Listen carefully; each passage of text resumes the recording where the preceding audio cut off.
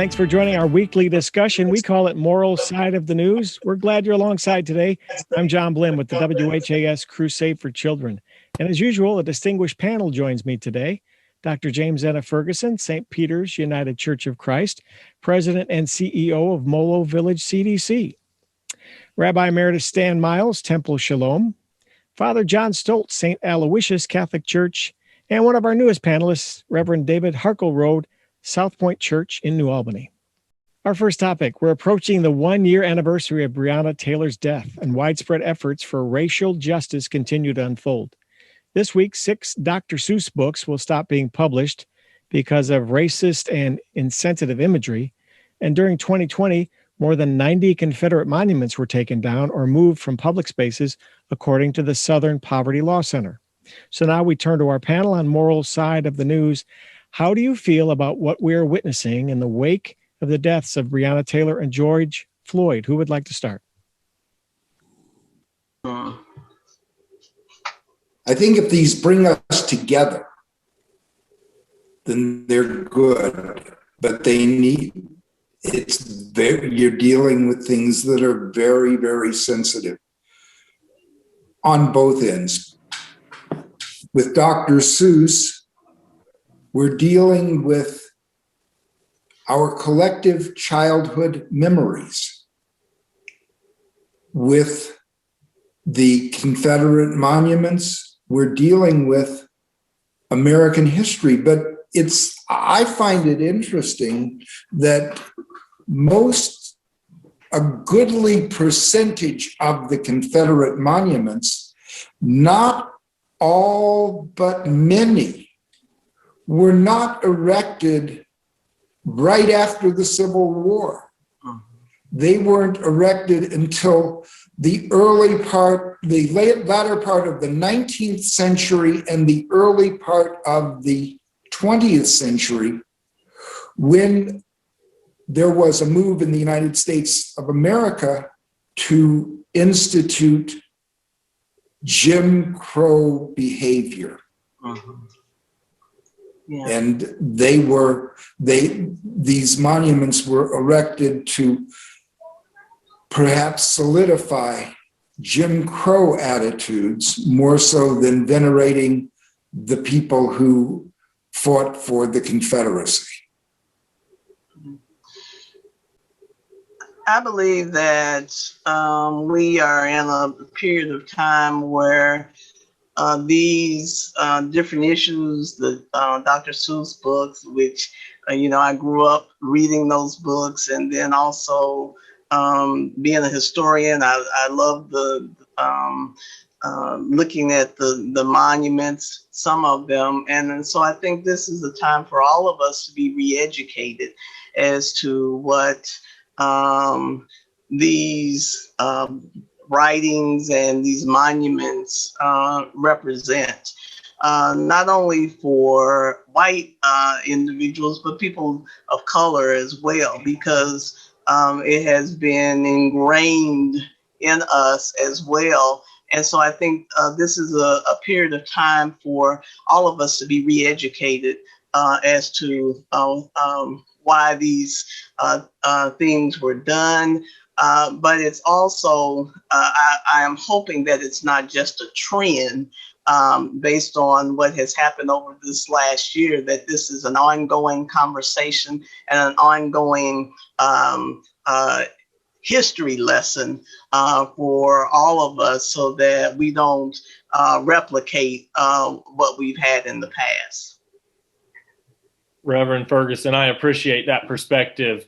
I personally don't have any issue with them ceasing to publish certain books or removing certain monuments. Those things don't really upset me. My concern is that I just don't know at what level redacting history is dealing with the heart problems we're having. So I sincerely don't have a big issue with us doing some of these things, but I don't think we're still getting to some of the heart issues that we're having in our society. Mm-hmm. We need to be starting to find some common ground. And, I'm a pastor, so I get to beat this drum I think that we need some common values that I believe are scriptural values about the value of human beings, our shared ancestry.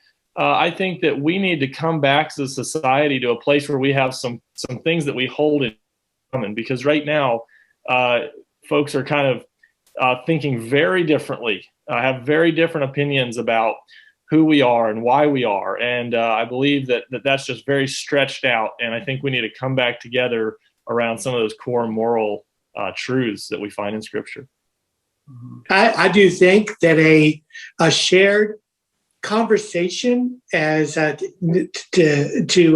borrow the phrase from Jamesetta, in a way that a conversation continues. And that is neat to note that the emotions around last summer, and also the thinking too, was intense.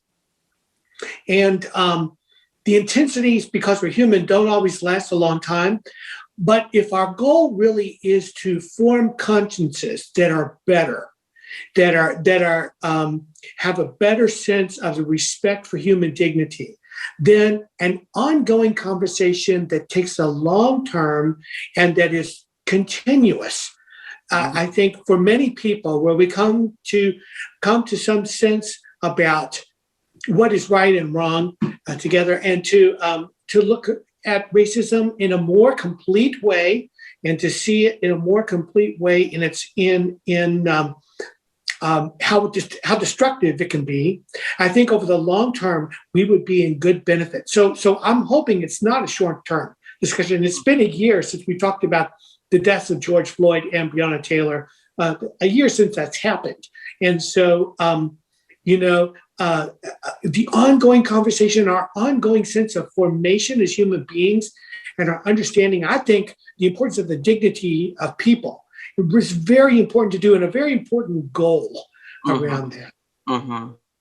Yeah. And if I could just briefly add as well, I think as we have this discussion, we need to be careful not to become reductionistic.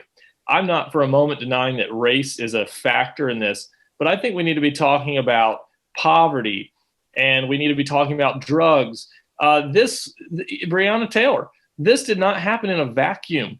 I don't believe this was a primarily race-related issue. I believe it had issues that have to do with drugs and poverty and policing and race, and this is a cocktail of problems. And I just think the conversation can't get myopic. We can't get so narrow that this is just a race issue, or we're not going to solve these real problems. I think it is one of the issues at hand. Yeah. Well, what you're talking about is community health, really. When you're talking about you're voting in race, but you're also talking about all of the systemic issues that are affecting primarily people of color, and having to deal with those issues and recognize that all of those issues in many times are guided through my lens, through institutional racism. Okay, so while it's not just race, and it has to enfold all of these other issues, I think that that is something that we have to hold as the elephant in the room in order for us to be able to move forward. I think racism is the main problem. And I'm speaking very simplistically here, but it's the main problem because people look different. That's not something good or bad. It's a fact. People look different. So it is much easier to focus on what a person's skin color is and deal with them in a different way because of that skin color. And we have to get beyond looking at skin color. Right. Or nationality. Right. It's a learned behavior. It's a learned behavior, and we have to change that behavior. We have to change that learning process to give value to every person, irregardless as to who they are, their journey of life, their skin color, their ethnicity, all of those things. We have to change that behavior. And Jamesetta, skin color does not factor into human value. Right. At all. It should not. My mind keeps going back to that incident over a year ago with Reverend and Mrs. Cosby when they were stopped and the way that they were dealt with. Just detestable behavior. No one died, thank God, but nevertheless detestable behavior because of evaluating a human soul strictly because of the color of their skin. The changes we're seeing, do you say moving forward that we'll see more changes, or is this just a trend and it will go by the wayside, or is change in the wind and you feel like these changes will continue for a long time to come? I am hoping that it is something that will continue on. This is a time of reckoning for us as America. And for so many years, this has been pushed under the rug. And I think because of the advances that have been made for people of color, you sometimes become complacent and accepting. But I think because of social media and being able to see things in real time, and that has helped us to know that we have not come as far as we have thought that we have, and I'm hoping that we will use this as an opportunity once again to just keep moving forward in a positive way. But we had to keep our foot on the pedal. We had to keep it before us. I'd have liked to have thought that Go ahead, Stan. we were on the road to progress with the election of President Obama. That was not to be. I quite honestly am worried about us moving backward rather than forward. I have read and seen and heard far too much prejudice and race baiting in the past 10 years, and people exploiting the worst of human behavior to advance their own political agendas here in the land of the free and the home of the brave. It's terribly, terribly disturbing, and I don't know what the answer is with regard to political discourse. I just have no idea. David, you talked about it being biblical, but aren't we talking about moral issues when you talked about what a lot of our politicians are doing, as well as how we as a people are living our lives? There is a loss or a lack of morality in dealing with people, in dealing with the value of people, and just dealing with, I think, our lives in general. You know, people nowadays, I do what I want to do. I feel the way I feel, and if you don't like it, oh well. You know, and you just need to suck it up, and I'm entitled to say and do and all of those things what I want to do. And I think that we have to get to a point where morality, doing the right thing, becomes what we do again. And that's where the church comes into play, I think, because we have that responsibility, at least I feel as a minister of the gospel, to preach that constantly, to make sure that people are living right, doing right, being right, and as a result of that, then I think we will start to see some shifts in hopefully some of the things that we've seen in the last 10 years, Stan. But that has not been the case because we've just kind of let people go and do it. And we, a lot of times in our churches, are doing it as well. Very good, panel. I want to move on to our second topic today on moral side of the news. The third COVID vaccine is rolling out across America. This one from Johnson & Johnson. The majority of Americans are still waiting to be vaccinated, and some are asking which vaccine is best. Medical experts urge us not to worry about which vaccine to take. Instead, they say, take the one you can get. And this week, Lonnie Ali rolled up her sleeve for her first vaccination. She called it an act of patriotism and said, I take this opportunity to show others in minority communities that this vaccine is safe.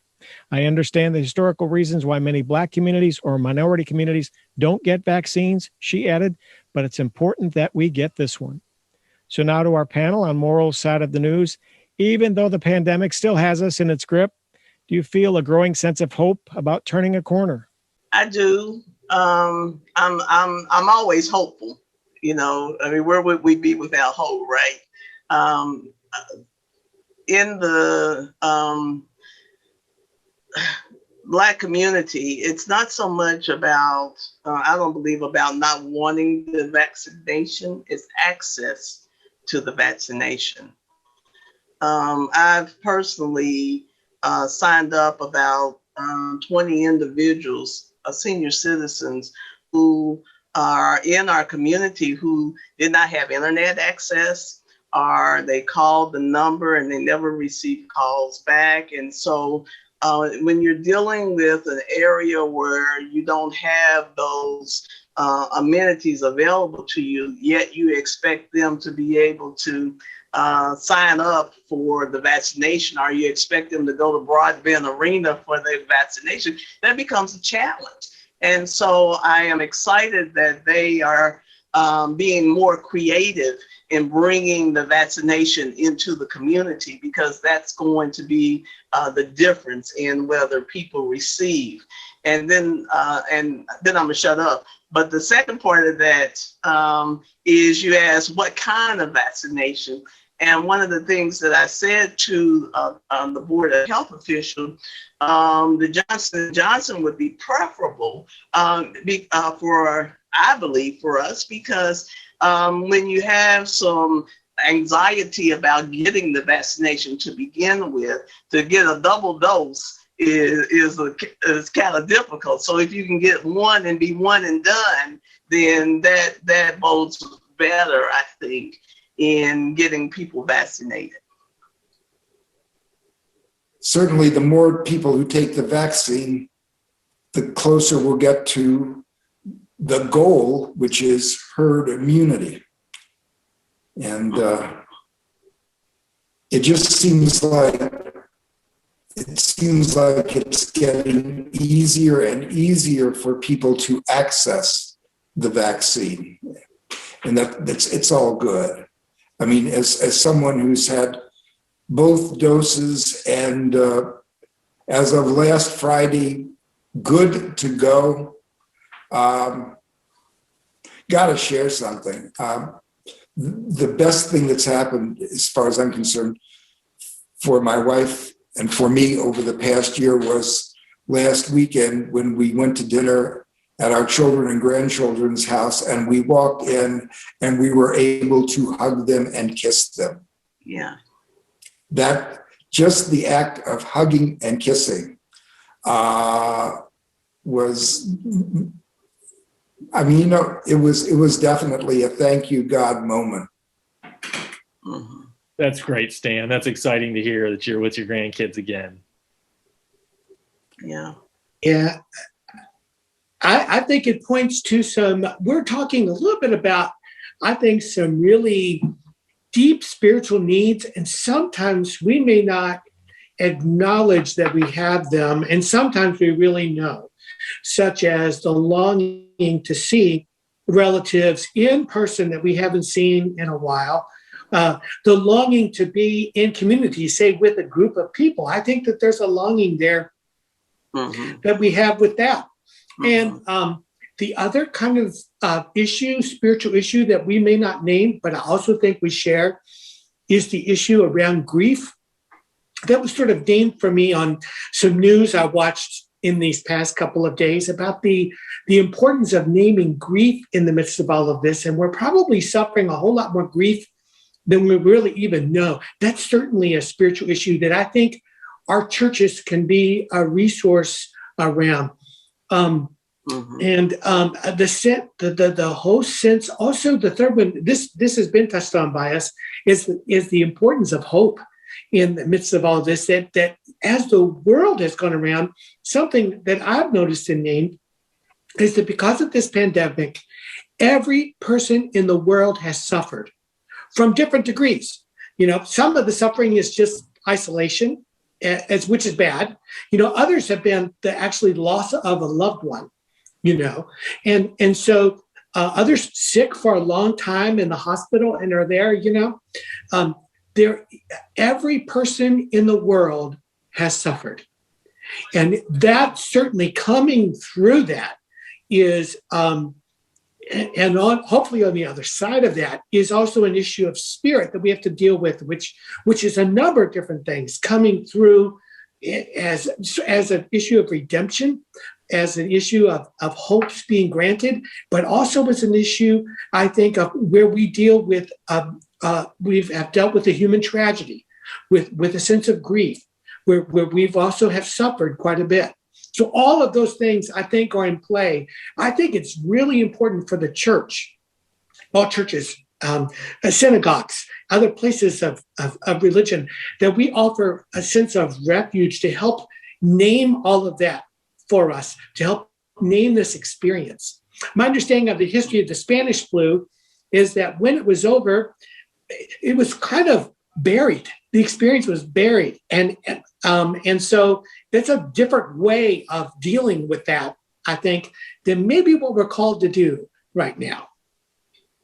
You know, if you study what happened after the Spanish flu, please, dear God, we shouldn't go down that path again. That began that period of time known as the Roaring 20s, which only ended with a total economic collapse. And it's how we react after this. Over the past year, a couple of emotions I've dealt with. First of all, this is the first time that I can remember that there was a worldwide existential crisis. Like, if I walk into that store, will I breathe the wrong microbe and will I die within 2 weeks and suffer in death? Very, very negative. But also, I've started thinking, and particularly with how we've changed our behaviors during this past year, and also the rapid